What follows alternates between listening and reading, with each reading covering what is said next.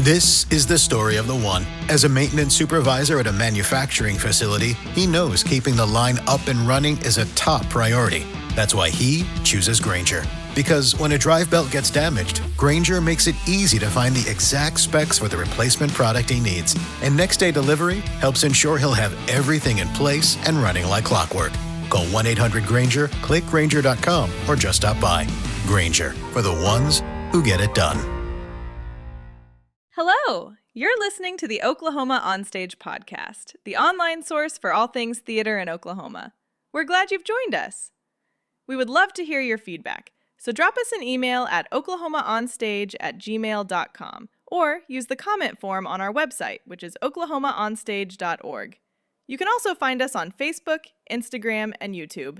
Be sure to like and subscribe. Oh, and leave us a rating and review. It would really help us out. Now, sit back and relax. Another great episode starts right now. Oklahoma on stage, the stories come alive. With drama, dance, and music, the arts always thrive. From center stage to backstage lore, Oklahoma on stage, there's always something more. Welcome back to Oklahoma On Stage. I'm Tim as your host, and today we are setting in the very nice World Stage Theater in Tulsa, Oklahoma. My guest today is a distinguished theater artist who is based in Tulsa, Oklahoma, and is the founding artistic director of World Stage Theater Company, which was established in 2017 to champion multicultural representation and global empathy through performance. Chicago native, she trained at Aurora University, Roosevelt University, and Oxford School of Drama in England. Her roots in stage performance stretch back to elementary school, and she's been directing since 1987, with a career spanning theater, television, and radio in cities like Chicago, Minneapolis, Houston, and abroad. Since 2009, she's been a vital force in Tulsa's theater scene, performing with American Theater Company, Theater Pops, and Tulsa Theater Company, and directing productions such as Loose Knit, Dinner with Friends, Love, Loss, and What I Wore, Race, and Dream Girls. With World Stage, she's directed the Oklahoma premiere of Disgraced, followed by powerful works like 6-time nominated The Song of Jacob Zulu, and the musical Halftime.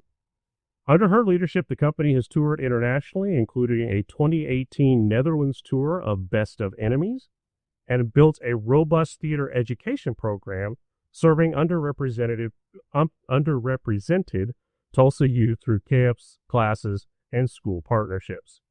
She also acts on national and international stages, holding active roles in the International Amateur Theater Association and the American Association Community Theaters, and was honored with the AACT Mort Clark International Achievement Award for her impact on community and global theater. Today, we'll explore her journey in theater, how she's using theater to build empathy, challenge norms, and uplift voices that deserve to be heard. And I didn't even ask how you say your last name. Is it Schingen? Schingen. Schingen, okay. So, Oklahoma On Stage family, please welcome to the podcast Mrs. Kelli McLoud-Schingen. Thank you very much. I'm so excited to be here. I thought about that. I mean, ever since I was putting this show together, I was like, I'm going to have to ask how she says that. The Kelli McLoud, I graduated from McLeod High School, so I got that part. Easy peasy. So, the rest of it is something else. So, yeah. Thank you for being here. We really appreciate it. You've got one heck of a resume. Wow, thank you. And we're going to ask the question, so keep that in mind, because I got to know here in a minute, why Tulsa? So let's just kind of just dive right into this, and we're going to, as I say it to so many people, we're going to look at the elephant in the room. How did you get started in theater? I don't know that I had a choice, to be honest with you. I am from a long line of professional storytellers and former vaudevillian performers and ragtime musicians. So I grew up with entertainers. I grew up with people like Cab Calloway coming over to the house. My grandmother was very close with many musicians because her dad was a ragtime musician who wrote Ball and the Jack. I'm not sure if you're familiar with that, but, do some research, find out all about it because you've heard it a million times. But there were so many people who came through our household, actors, dancers, singers, performers, models. So I don't know that I really had a choice. I thought that that's what everybody did. So you started performing at an early age? I did. The very first, well, yes. My cousins would get together and we would put on plays. My grandfather would direct us. I mean, it was a good time, right? Or we would direct one another and we would play church and all of the things. But my very first production came in when I started at school. I think I was in kindergarten. And then my very first part was in, I got a chance to have a song line in Jesus Christ Superstar. I was in the second grade then. And then my first real play, I think, that made me say, I don't know that I really want to do anything else, was when I was in the 8th grade. And my teacher put me in the holiday production of the Nutcracker, the play version. And she kind of used it as a way to discipline me because I was a bit of a talker in class. And yeah, I was, sorry. And so in order to get me to be quiet, she would say, do you want to go to rehearsal today? If you don't want to go to rehearsal, then, I'm going to need you to sit down and be quiet. So, and then I would zip it because I knew I wanted to go to that rehearsal more than anything in the world. So yeah, I started in school. Wow. Yeah. Great story. So your resume talks about training in places like Aurora University, Mm-hmm. Roosevelt, and Oxford in England. How did that come about? Well, I was studying towards a master's degree at Roosevelt University in Chicago, and I saw this audition for a summer semester at the Royal Academy of Dramatic Art, RADA. And I auditioned for that and regrettably didn't get cast, but the person who was holding the auditions in Chicago, she goes, but I have a program that I think that you would be great for. And she put me in contact with the principal of the Oxford School of Drama. I auditioned for them too, and the rest is history. So I spent a summer semester at the Oxford School of Drama in Oxford, England. It was amazing. What was that like? It truly was probably one of the most remarkable experiences of my theater life. There was students from the age of probably, I think the youngest in our group was 16, and she just kind of tripped up there. She wasn't supposed to be there, but I wasn't supposed to be because the age was 18, but she was one of those kids who started college early, and so she was eligible to be there, right? So, but the ages were from 16 all the way through 25. I was one of the older ones. I think I was 23 or 24 at the time because it was a couple years post undergrad. And we had these amazing classes with movement and acting and voice.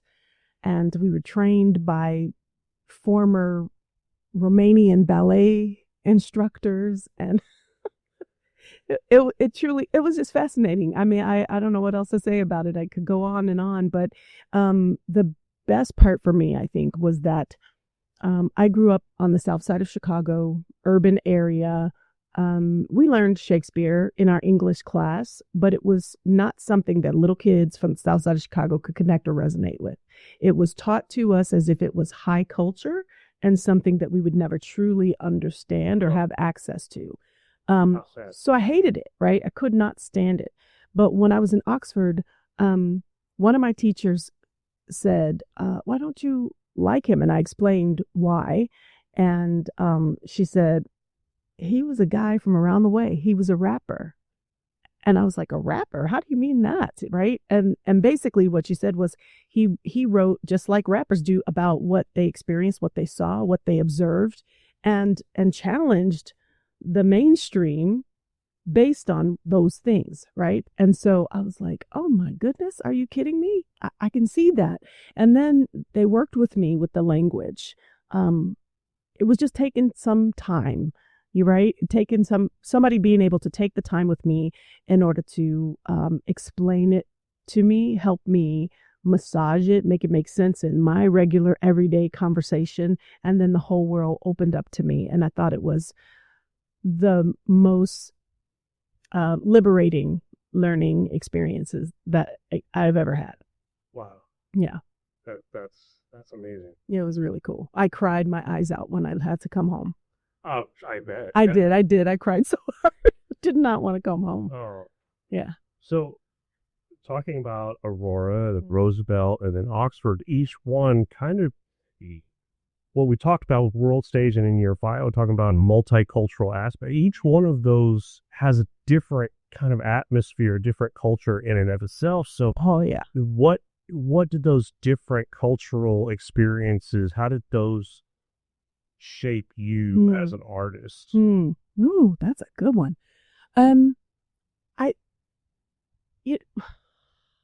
It's the power of story.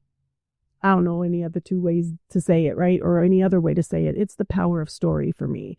And I think that when I had opportunity to go from all African-American, South Side of Chicago to predominantly white Aurora University, and to learn theater with other kids who were nothing like me, who didn't understand even what I was saying sometimes because my language was so riddled with slang and urban slang that it was, we used to call our gatherings the meetings of the mind. I had an incredibly multicultural group of friends in college, and those experiences opened me up to a different way of life. I didn't realize, I thought for a long time that Chicago was the center of the universe. Why would anybody live or be born or come from any place other than Chicago? What do you mean you were born in Sandwich, Illinois? That's weird, right? And so I think that having the opportunity to hear stories from other people, and we would sit around and that's all we did was told stories about discipline, our education, the foods that we ate, our first loves, things like that. So that was my first encounter at Aurora, which I really feel expanded my worldview significantly. And then I go to Roosevelt University, an inner city university, smack dab in the middle of downtown Chicago, back to my urban roots, but also, again, incredibly multicultural, and then have the opportunity to go to England, where I'm studying with people from Australia, from England, from Italy, from the US, from Canada, and all over the UK as well. So now I'm in class with people in a global way, where at Aurora, it was just different cultures within the US. Now I'm in a truly multicultural international space, hearing those same stories about first loves, discipline, heartbreak, what brought us to theater, all of these things. And that made me think, I don't ever want to go back home. I want to constantly go from one country to the next and just hear people's stories and play. Yeah. So all of that, without a doubt, has informed who I am as a performer and what I wanted for World Stage to be. That's beautiful. So since, coming back to the States, you've worked across many different cities, Minneapolis, Houston, of course, your work in England. Working in those different atmospheres, what has that taught you about life, about people, again, the stories? Well, I live for the story, right? So I am one of those people who, when I first meet someone, the first thing I want to know is like, tell me your story, right? Tell me all about it. And I sit like a kid with my hands under my chin and like, ooh, tell me everything, right? And so I think that what it's taught me is that in certain environments, theater means the same thing, but it shows up differently. Does that make sense? What I have discovered is that no matter where I am in the entire world, theater is inclusion. Theater is the place where people are welcome no matter what.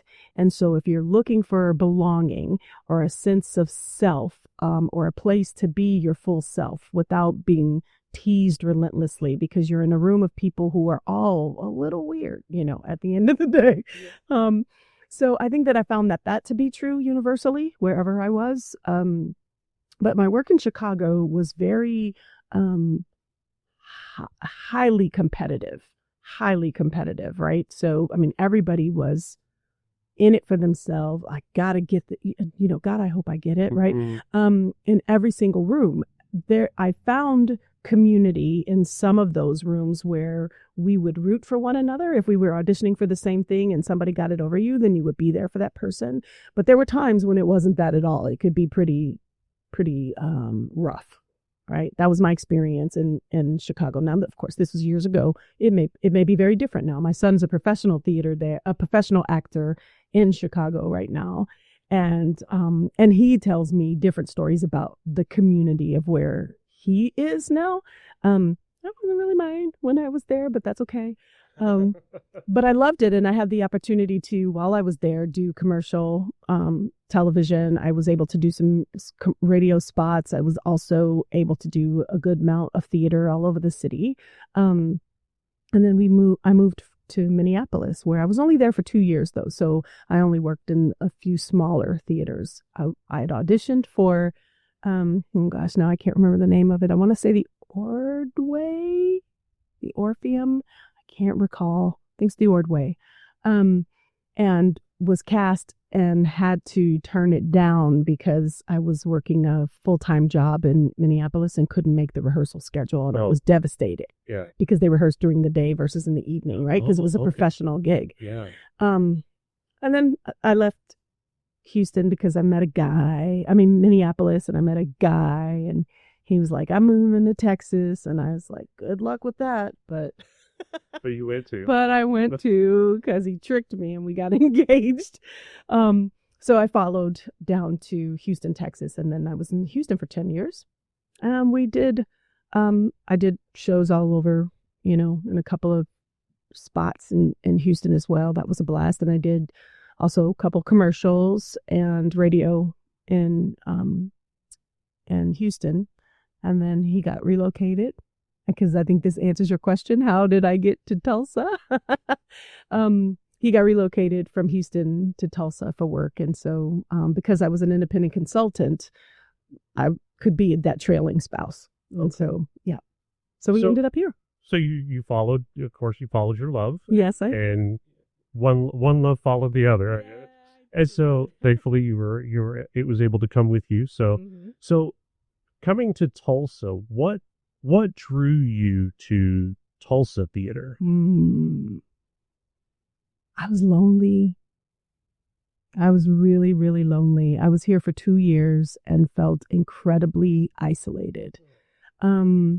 Tulsa is a city where people who have been here their whole lives, generations and whatnot, they have made friends because their parents were friends, or they went to school with kids for their whole life. And then those same kids went to college and, they worked together. So there was no need to bring anybody into that network, right? So if you're not from the area, this is less true now, but I've been here now since 2007. So that's almost 18 years, 18 years. Yeah. So 18 years ago, it was much harder to penetrate the community. And so, as we talked about earlier, the first place that I thought of that would bring me in, where I could belong, was the theater. So I started thinking, I need to get out and audition. I hadn't in 10 years because I was busy being a mom. And when a friend of mine said, "Hey, Kelly, didn't you say you used to do theater?" And I said, "Yeah, I did. I'd love to." She goes, "You want to audition for a show?" And I was like, "Yes, but I'm afraid," because it had been so long. So I auditioned for Sideshow with the American Theater Company here and got the part of the fortune teller. And honestly, that was it. Then you probably haven't pulled me from a stage in some way, whether it's in front or behind, since. Nice. Yeah. Love that show, by the way. It is amazing. Actually, just got a first dose of that in Edmond just not too long ago. Oh, yeah? Yeah, it was very, very good. So you have described yourself as a servant artist. Mm. How does that philosophy show up in your directing style or your leadership? That's really excellent question. I think it's because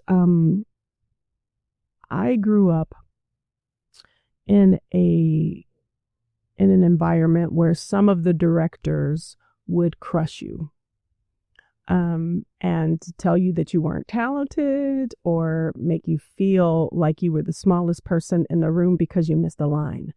And that didn't feel right to me. That felt very abusive, frankly, to me. And so I knew that if I ever had the opportunity to be on stage, I didn't want to do that. If people came to theater for belonging, then let's give them a safer, more comfortable, more welcoming space so that they can truly be their best selves, so that they can show up and contribute and grow and bloom and blossom in ways that only a nurturing environment can provide. So I think that I believe that my style is very much that. I like to create a space for us to co-create together. And I'll always say, as the director, if I don't like it, then we're not going to do it. However, I will absolutely try everything, every suggestion that somebody offers. So I think that the servant part of that is I'm trying to serve the community. I'm trying to serve the production and the actors that are in place. I want to be that servant leader. Right. Love it. Yeah. Love it. Love it. So you received the Mort Clark International Achievement Award. Yeah. What does global theater mean to you?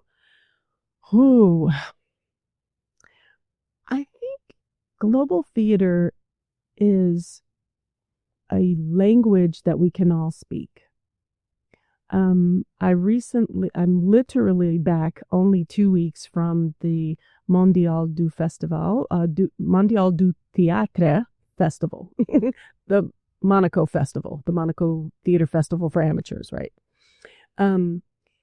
So while there were over 18 countries represented, and everything was on stage from dance to mime to puppetry to commedia dell'arte, Shakespeare, all of it was on stage from different countries and different language. And even if you don't speak the language, you understood what was happening on the stage. And this spirit of connection was the oneness of humanity, right? And it felt good. And so because I think that we can speak this language and it brings us closer to one another, and we can have an opportunity to understand that even if you're doing, the commedia dell'arte, but you're telling the story of this beautiful old couple that when they first met one another in a cafe, to the moment that they found out that the wife had been diagnosed with dementia, and not a word was spoken, and I understood it all. Wow. Right? Just simply because of movement, music, the body. It's amazing. So I feel like those things are so incredible, creative, imaginative, and that's where theater comes alive, and that's where people connect.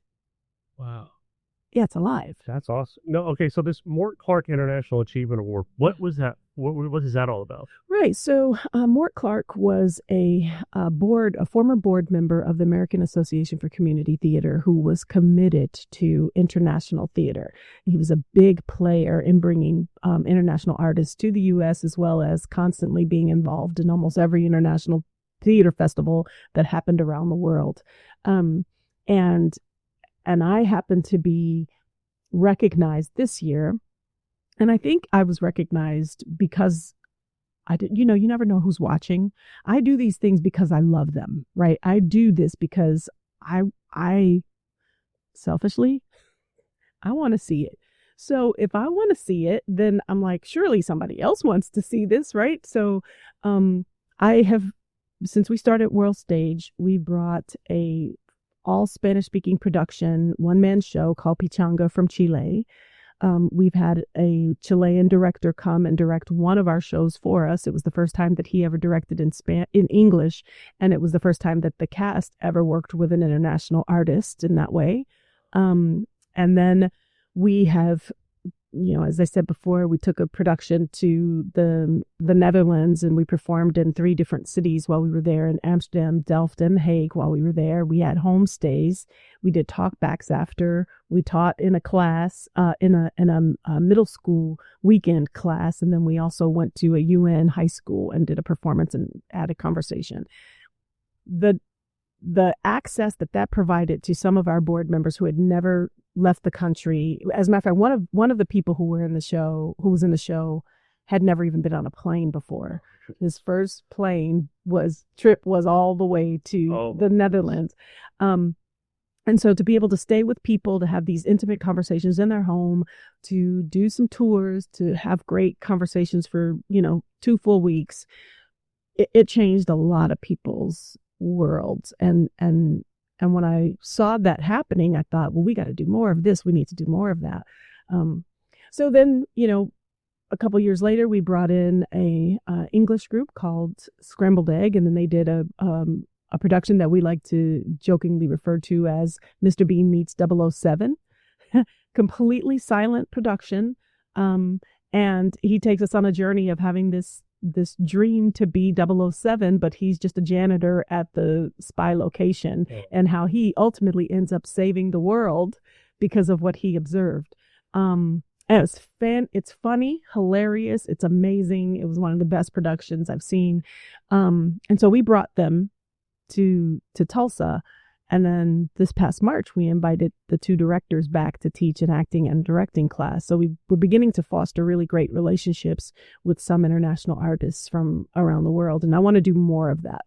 I'm working on a connection with New Zealand right now. So, my goodness. Yeah. Certainly wear a lot of hats, don't you? Yeah. So you were recognized for the connections that you're making internationally. Yeah. And because I was doing that all on my own dime, the company's not paying for that. This is a Kelli need. This is my drug, right? This is the thing that feeds me. But when I encounter these things, then I want to bring them back to Tulsa. And so I'll figure out a way to do that. And so I think that that's the part that was where I got recognized, is that it wasn't just that Kelli likes to go see these international productions in other parts of the world, but that it's important enough to me to give people access to the world. That's in our mission, giving people access to the world by bringing artists and productions here or taking international artists abroad. And we want to do more of that too. We took 2 students to a festival in Italy last summer. And they performed I and You by Lauren Gunderson. And it was a smaller festival. There was only about 8 different countries there. But for high school kids to have a chance to perform with other high school kids and get to meet them and make, do their little social media contact thing that the kiddos do these days, it was a big deal for them. And to be able to have that on a resume was important to them as they were applying for colleges. Absolutely. Yeah. Absolutely. Okay, so shifting gears into more of the world stage theater. Okay. What was the moment that you knew Tulsa was ready for world stage? Or are they? That's an excellent question. I don't know. And I don't know that. I think that we're still, as a company, figuring that out. 8 years later, we're still trying to say, is Tulsa ready for us? Are we too much for Tulsa? Performers, we have a really dedicated group of artists that love working with World Stage. We have a dedicated core of audience members that love coming to see our shows. But we have a studio here that seats 45 people. We could probably go up to 60, but we like to keep the seats at about 45 so we can keep as much performance space as possible. And we probably have sold out our space of 45, maybe in the 2 years that we've been here, 5-6 times, which you would think, that's good, but it's 45 seats. You know what I mean? Yeah. And so I don't know. I don't know if Tulsa's yet fully ready. I think that Tulsa for me has been the one city that I've ever been to that will come out for musical theater like nobody's business, but straight plays, they don't really, patronize as much. And so I think that that's the trick is that, we do mostly straight plays. And if we're going to do a little weird production from the UK or from Chile that's only in Spanish, then people may feel like, I don't know if I will understand that or if I see that. But when they come, they're always like, that was amazing. Yeah, exactly. But it just takes one person grabbing the hand of somebody else to say, come with me to this weird little theater company that, is doing some cool stuff. I always say the best advertisement that you can have and anybody can have, especially in a volunteer aspect, is word of mouth. Yeah. When people talk about what you're doing, absolutely. When your players invite other people, yes. But more importantly, when those people invite other people, absolutely. The more that those ripples go out, mm-hmm. the more you grow. Exactly. And I think that what I also learned is that they have to tell them more than once. Oh, absolutely. Right? Yeah, coming once is not enough. Right? So they have to, so even whether it's the actors or it's the audience members, we're always like, if you enjoyed the show, please go and tell, all your friends, tell them, come on down.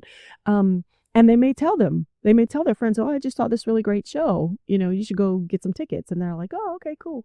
Right? Yeah. They should tell them again, hey, have you seen that other show? I was telling you about that show. Have you seen it yet? You should probably go see it because it's awesome. Right?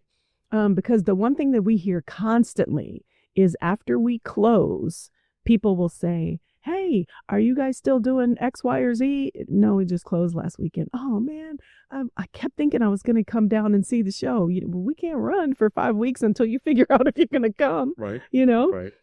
So I think that that's a big part of it for us is, not only telling people, but saying, let's do it together. Let's go together. Yeah. And making sure that they come. See, if people that you're listening at home, that's the same concept with this podcast. It's not just about telling them once. It's about putting it in front of their face over and over and over again. So, absolutely. Yeah. So you mentioned before we got started that you were interested in talking about the importance of starting the theater in the storefront space. Yeah. So what's the importance of that to you? Honestly, again, it's selfish.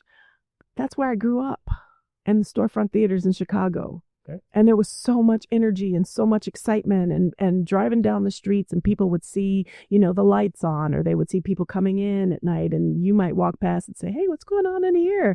And open the door and then, oh, there's a play going on. Oh my gosh, let me get some tickets. And so it's a community driven idea and a community driven, a community centered idea that I'm hoping catches on. There have been their storefront education spaces in Tulsa, but I'm not aware of a lot of storefront performance spaces in Tulsa. Theater Tulsa has recently bought a space as well. Mm-hmm. And so they're doing productions out of that space mm-hmm. too. And there was, I think we might be the only two right now. But I believe that years ago, like when I first got here, there might have been a performance space in a storefront that Heller Theater had, but don't quote me on that. That may not be true. Okay.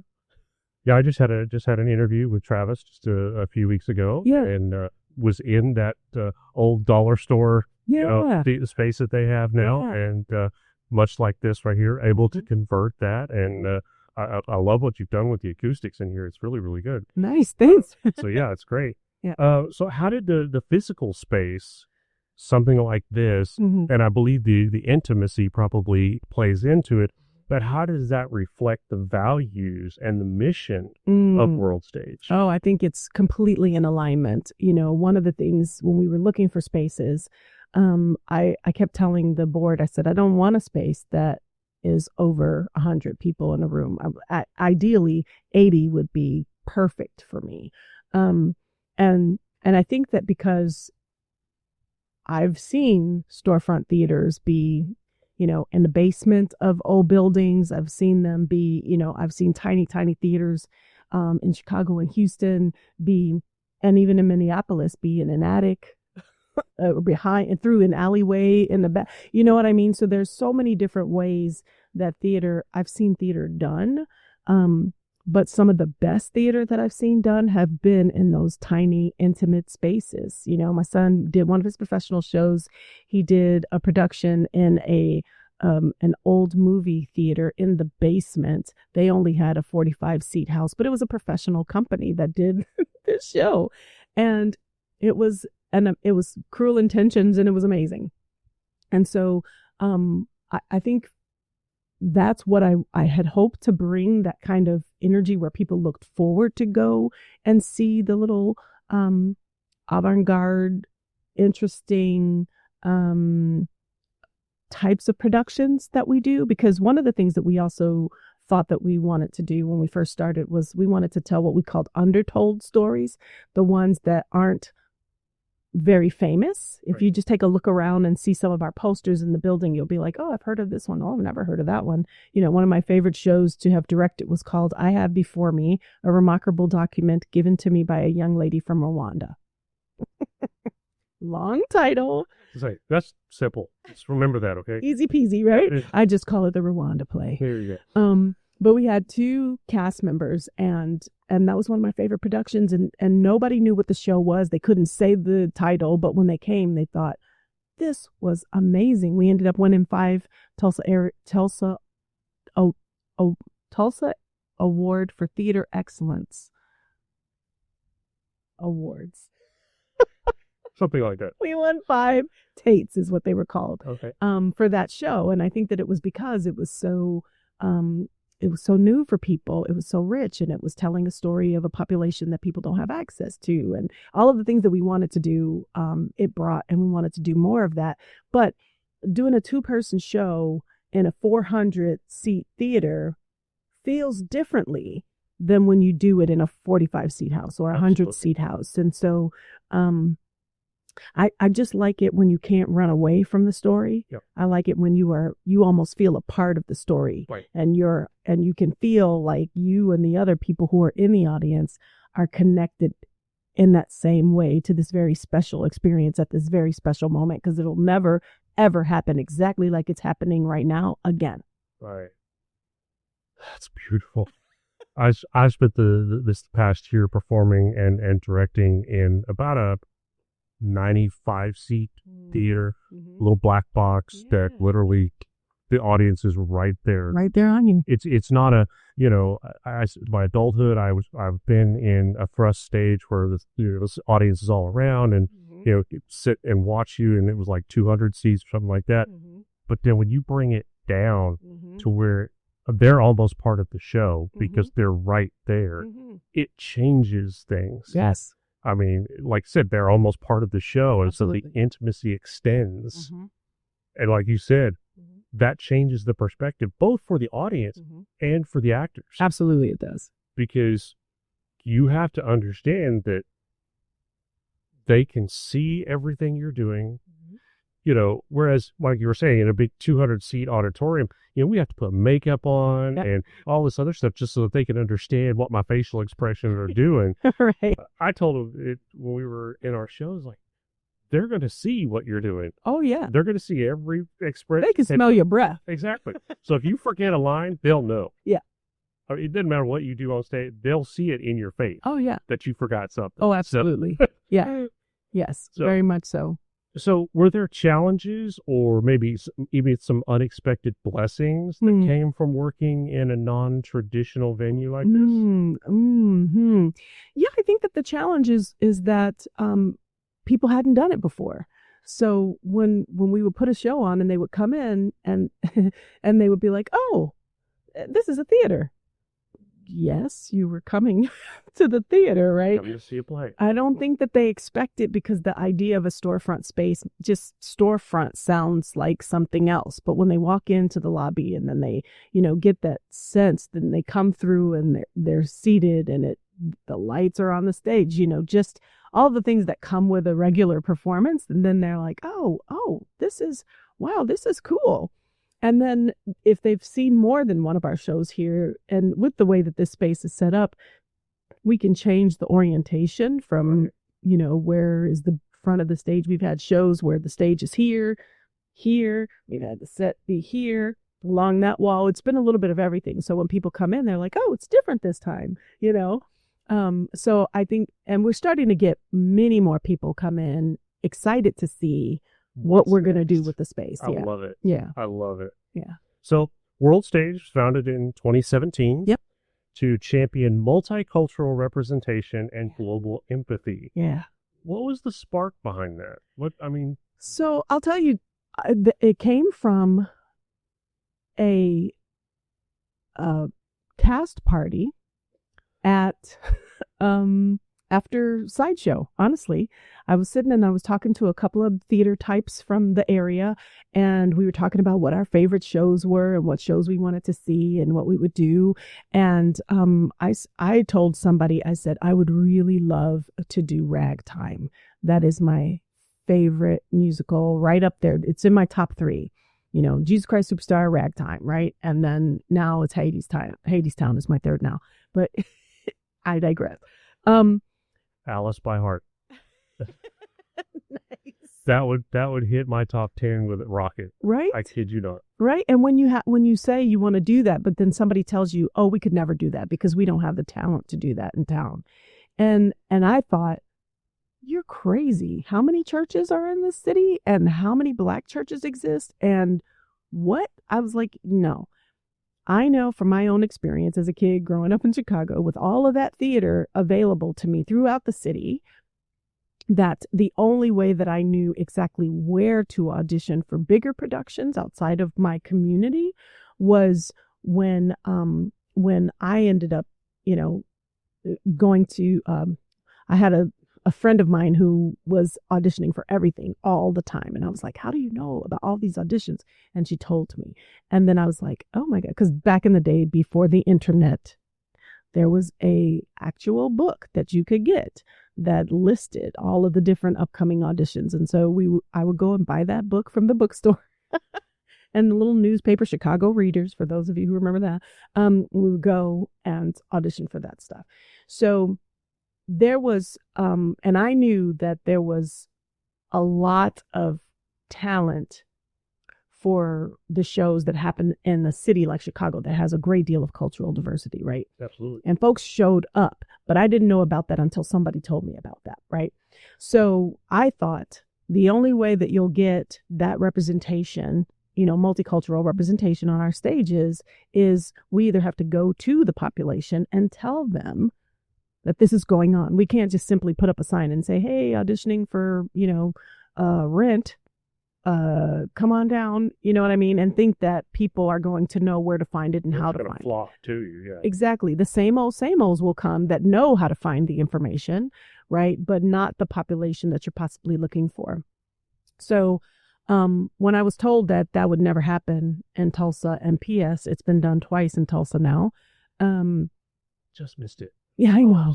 And I heard it was amazing. I was in the first time, but I wasn't in this time because I was gone. But, or anyway, however you slice it, I was frustrated because I thought it was, short-sighted. And I thought that, then what does that mean if people are out here and there's a lot of talent out here that just don't know where to go? And if nobody is taking the time to nurture that talent, then I guess that'll have to be me.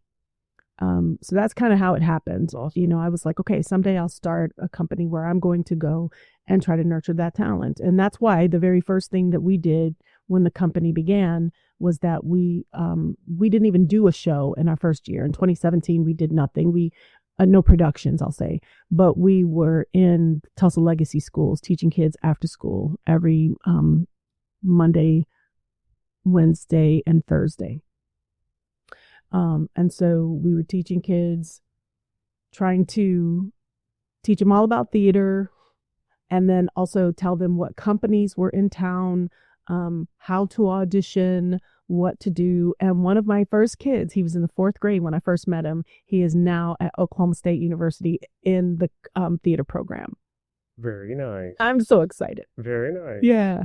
We're real proud of him. I actually know a couple of the staff members at Oklahoma State University Theater, and I know 2 of the directors for this season. So nice. Yeah. So he may work both with them. Both of them I'm working with on my coming show. So that's amazing. So yeah, it's I love the community. It's just amazing how things move around. So basically, you started this whole process, this whole idea off of the word can't. Yes. And I think that's just so amazing, especially with theater. I think, just as you said, anytime, especially with theater, when that word can't, as you said, it's short-sighted. That just means you haven't tried everything. Yes. You haven't tried the right avenues. You haven't talked to the right people. You haven't, You're lazy. Yeah. It takes a lot of footwork. Yeah. It takes a lot of mouth work. Right. Yeah. And it's kind of one of the things with this setup, this project that I started with Oklahoma Onstage, is I wanted to be able to do exactly what you are talking about. On our website, we have a calendar of events. We try to list every audition that gets announced to us. We try to reach out to every theater in the state. If you've got an audition, let us know. We'll put it on the calendar. That way, people from Tulsa can find out about Enid's auditions. People from McAllister can find out about Oklahoma City. Yeah. Things like that, because exactly like you said, if people don't know where to find it, they're going to stay in their little pool. And as I said, there's so much talent. And the more we can expose that talent to the stage and as many different stages as possible, like you said, it enriched you going from different universities to across the pond to come back and act on different stages. That's what shapes us. Yes. And I'm so glad to hear that you're passing that on. And I'm glad that you're doing this podcast. And then I'm not just saying that, but I will say that after listening to several of the ones that you've done so far, I absolutely enjoy listening to them. And I've been inspired by them. And I also deeply appreciate the fact that you do post all of that stuff on the socials about what's happening with other companies. It's been, I will definitely come back and, check what's going on. What are they doing? Or see the post that comes up and I'm like, I hadn't thought about that. Let me check this out. So, I do appreciate it. I do. So if nobody else does, I do. That's the stuff that means the world. And we're trying to, as best we can, get the engagement from the people to find out, what can we do better? What can we do more? Sure. Is there stuff that you don't want, we could do a lot less of? That's the kind of stuff, because ultimately what we're doing is for the theater community. It's not about me. Right. Like you said, I love the stories. I love getting people in front of a microphone to tell their stories. I'm just giving them an avenue to do it. Right. But I'm also sharing the stage with everybody. Yeah. And so I want to see Oklahoma theater explode. That's kind of where I'm at. There's so much talent here, right? I mean, and there's so many times where after a performance, someone will come up to me and say, are these professionals? And I'm like, yes, they're professionals, but they're local to Tulsa. That's right. And I think that a lot of our local theater companies are saying that same thing, right? I mean, even though like the international group that I'm a part of or on the council for uses in the language international amateurs, that's just because, mostly in Europe, that's the language that they use because it means something different, and they've played around with different ways to talk about it, but they always land back on amateur. Community doesn't really translate abroad in the same way that it does here. So I think that But they will even say that we say amateurs, but these are professionals, right? They may have a full-time job. They may be doing something else, but they have a love and a passion and a commitment and a dedication, and they are going to give you their blood, sweat, and tears on stage, just like any professional would. And I think, just because, I don't carry a union card in my back pocket or something like that doesn't mean I'm any less of an actor. Right. That's so I think that's something that I had to deal with myself. I had taken a break and coming back in my 50s to do theater again. It was after 30 years I finally got my first lead role in a show, and so trying to deal with that imposter syndrome that maybe I'm just not. Maybe I'm just the background guy. Maybe I'm just, but that's not true. I mean, and we tell people all the time, the theater is a place for everybody. There's something for everybody. It doesn't matter if, you don't feel comfortable on stage. You may be a creative that can design and all of that makes the theater a beautiful stage. Yeah. So the lighting, the sound, all of it. There's something for everybody. That's right. So that's right. Okay. You've directed powerful works like Disgrace, The Song with Jacob Zulu, and Halftime. How do you go about choosing the stories that you put out? Oh, well, Zulu I saw at the Steppenwolf. One of my best friends was in that show before it went to Broadway. And so I saw it there, and it blew my mind. And it never left me. You know how some of those shows you see, they just never leave you. And when we started the company, I was thinking, what show could we do that's a play with music that's not a true musical, that brings in this international perspective? And then immediately Zulu popped up into my head because, the story takes place in South Africa, during the apartheid South Africa. So I thought, I got to do this show. Well, I got the script off of Amazon, and then when I was looking to find the rights for it, there's no publishing company that had the rights. So I ended up reaching back out to my girlfriend, who gave me the playwright's contact information, and I reached out to him, and I was like, so, I'm a little theater company in Tulsa, and I saw your play 1,000 years ago, and I really want to do it. Can I? And he was just like, well, let's talk. And I was like, oh, okay. We did a Zoom conversation, and he was like, tell me your story. And I told him, and he was just like, yes, absolutely, you can do it. And you know what? You don't even have to pay me royalties for it. Shut up. I know. And if you want, I'll come and teach a class, or I can come and see the run of the show. So yeah, I was like, yeah, so we had a Tony-nominated playwright who said yes to us and then adopted the company and spent a lot of time with us during that time. It was fantastic. So that's how that one happened. But some of the other shows happened because I've either seen them on a stage somewhere else. Somebody told me about something. I got a script and I read it and it moved me. So it could be anything. We're one of those companies that have theme seasons.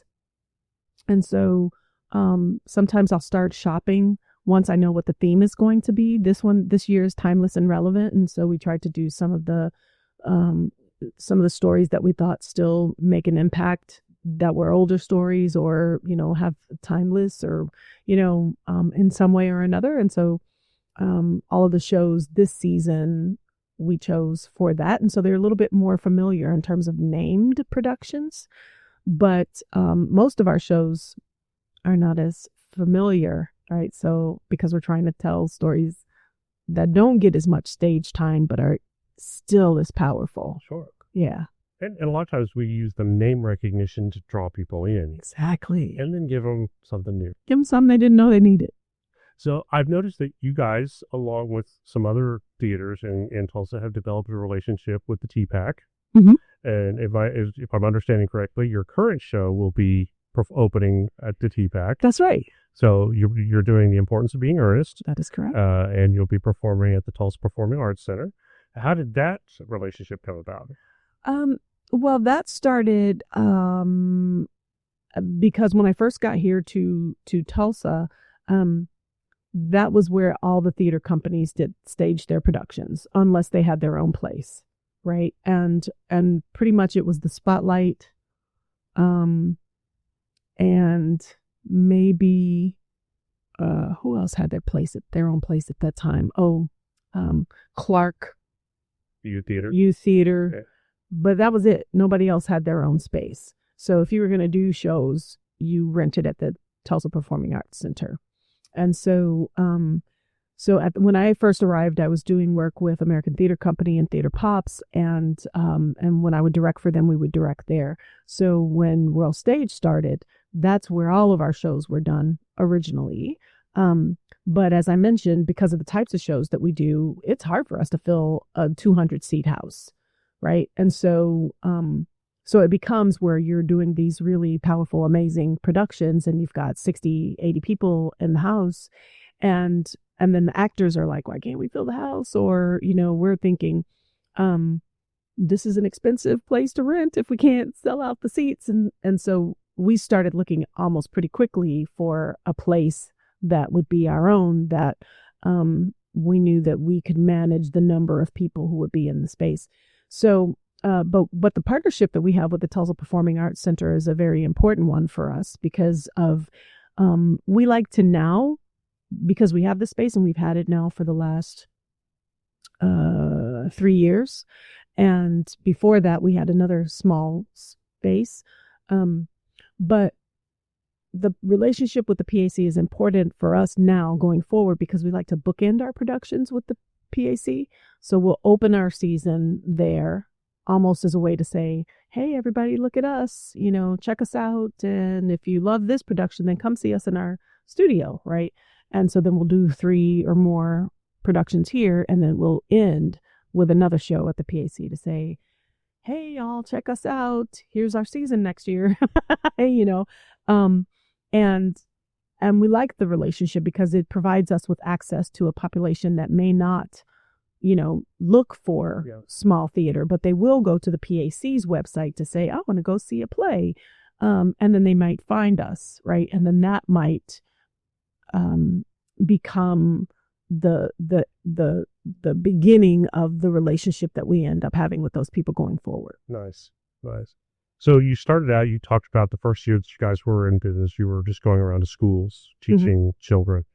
So that obviously the theater education in students is a big part of World Stage Theater in your mission.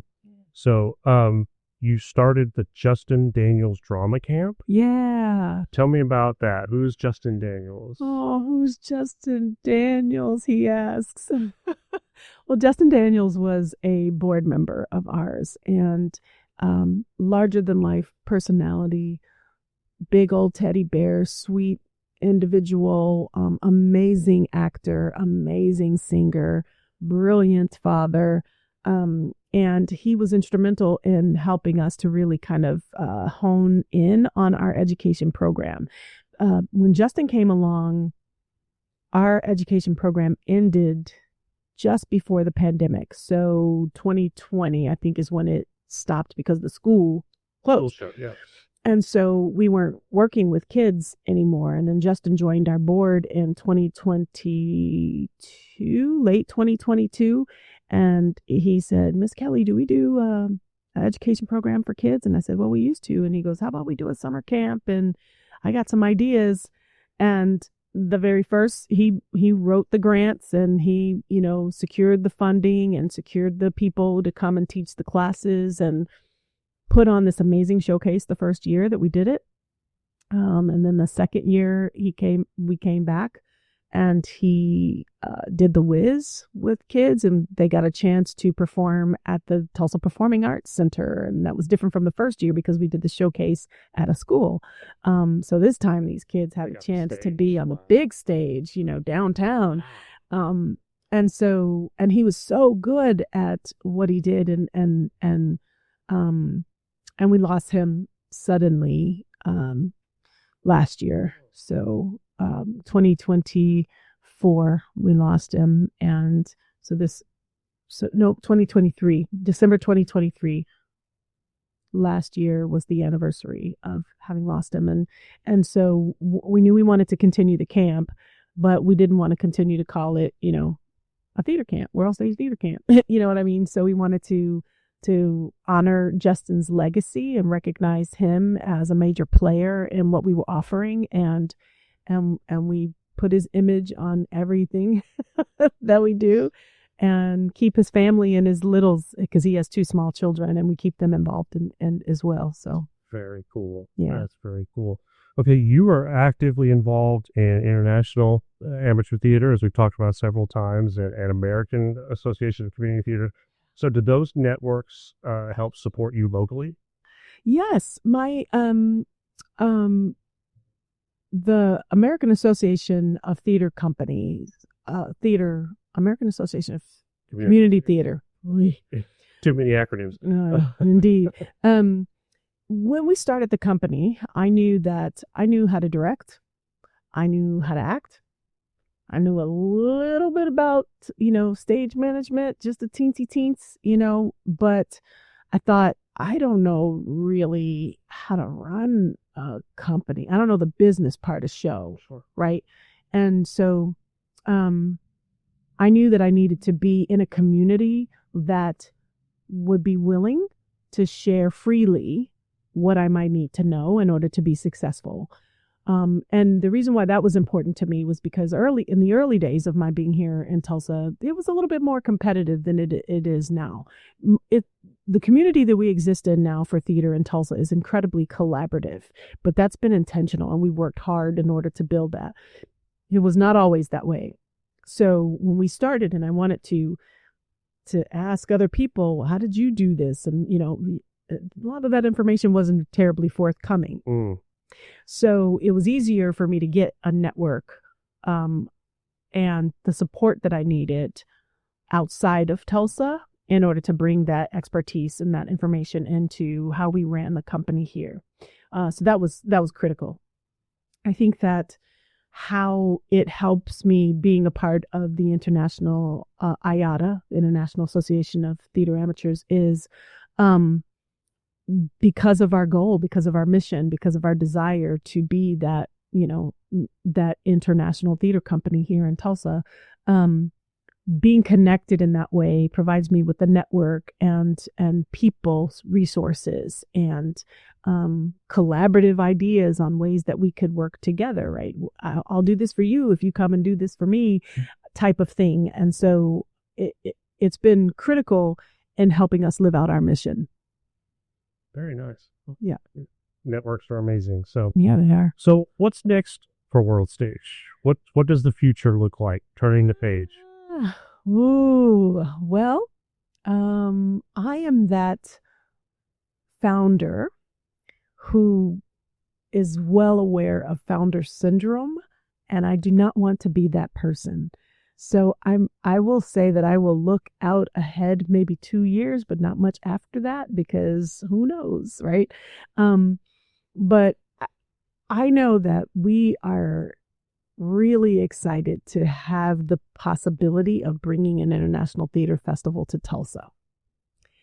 So we want, within the next 2 years, to be able to bring artists from literally all over the world into Tulsa. And hopefully we can make that happen. I know that the visa issues and everything is really challenging for some people coming from some parts of the world, but we're going to do our best to see who we might be able to invite in and bring for a week-long festival for folks to come and play. And we want to make it big. I mean, we want to make folks from, Oklahoma City come on down. We want to be able to give people access to everything that they're going to get a chance to see there. So we're working really diligently on the network that we need to make that happen, but also, the grant writing that we need to do in order to make some of that happen. And then, what are the types of shows that we'd like to see for that, and where will we go to make it happen? Is the Performing Arts Center a possibility? I don't know, because in the next couple of years, they're going to be, shutting down for the multi-million-dollar renovation that they'll be doing soon. So we may be, on the hunt for where is a great performance space in order to bring all these people from all over the world here. So that's what we'll be really kind of focusing on, but still doing, 5 to 7 productions a year. Our summer camps will still happen. We're still going to try to make it to festivals every once in a while when we can. Just like this year, we had no intention of going to a festival, and then we ended up submitting for a festival and ended up being progressing from Oklahoma to the regional. Didn't make it from the regional to national, but that's okay. Next time, it was our first time, so we'll get it next time, right?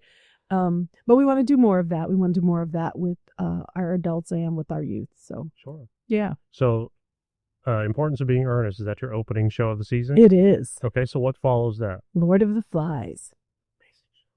I know. Flies. That will happen here. How many shows are you doing this season? 5, 6, because we just added in Fame. So Fame Junior. Okay. We've added that in. Okay. Yeah.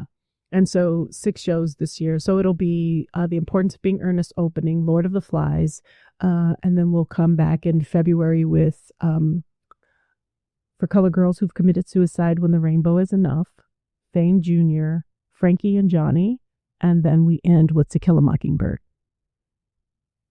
Love that show. Was one of my favorite books when I was in high school, and I actually, when I had taken a big break and came back to the stage, was one of my first performances. I actually got to play Bob Yule. Wow, yeah. Nice. It was kind of a fun role. So yeah. I just like playing the bad guy. There's something about getting out of your shell and playing the bad guys. Yeah, that was one of my first professional shows in Chicago. Yeah. Yeah. So and it was a great time too, because my wife and I actually got to be on stage at the same time in the same show. So it's really a treat for us. So yeah, I've done that with my son twice. I love that. I love it. Yeah. So okay, we could probably sit here and talk, for days. Easy peasy. But we're just starting to run out of time here. So what do you hope that audiences feel or reflect on after seeing a production with World Stage? I don't know that I want to prescribe what it would be. I just want them to. Oh, that's good. There was a show that we did, recently we did a production called Winter Flowers, and people still come up to me and tell me, I'm still thinking about that show, right? We did a show a few years ago called Terminus, and people will say, man, that Terminus, I'm still thinking about that show. That blew my mind, right? I mean, that's the kind of stuff that we want for people to do. And for whatever reason that they're connecting with it, whether it, made them mad, or whether they connected or resonated with, or it made them sad or wistful or in the space of wonder, I don't know. Whatever, I just want them to. It's up to them what that will be, but we just want it to happen. That's fair enough. So finally, wrapping up, what advice would you give to emerging theater leaders who want to build that inclusive, impactful space?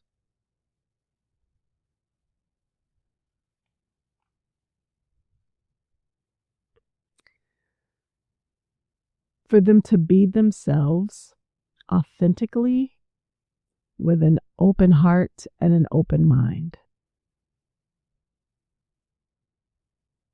Good enough.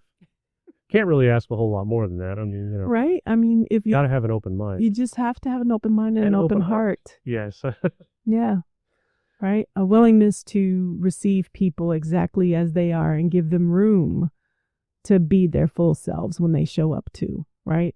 Yeah. To not look for a mirror, right? But to look for a mosaic. Oh, beautiful. Yeah. Great way to end. So thank you, Kelli, for taking the time to sit with me. And this was fun. Kind of chat about theater a little bit. Yeah. As I said before, your resume is amazing. You're amazing. Oh, thank you. What you're bringing to not only to Tulsa, but the state of Oklahoma is just wonderful. I can't wait to hear more about the festival. And definitely keep Oklahoma On Stage plugged into that. We will spread the word as it grows and hopefully help you to do more of what you're doing. Yeah, come interview some of the artists. Absolutely. Right? Absolutely. So, all right. Again, thank you. We appreciate it. Thank you. So, what an amazing job. So, it's been fun. For everybody else listening at home, thank you for taking time out of your schedule to listen to the podcast. We really appreciate it. We would appreciate your feedback. Be sure to reach out to us at oklahomaonstage@gmail.com. You can find us anywhere if you listen to podcasts. You can also find us on Facebook, Instagram, and YouTube. And our website is oklahomaonstage.org. Thank you for being a part of this family, and thank you for supporting the arts. Oklahoma on stage.